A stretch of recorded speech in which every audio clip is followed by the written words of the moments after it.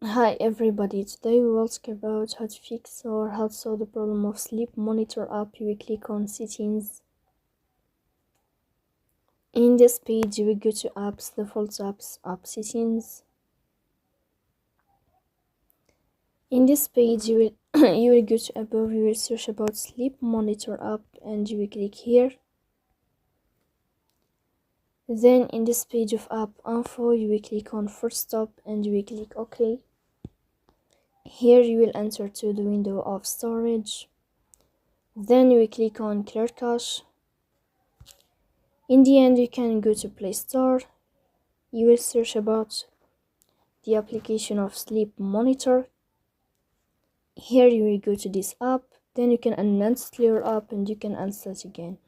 So please don't forget to support us by like and subscribe. See you next time and thank you for your watching.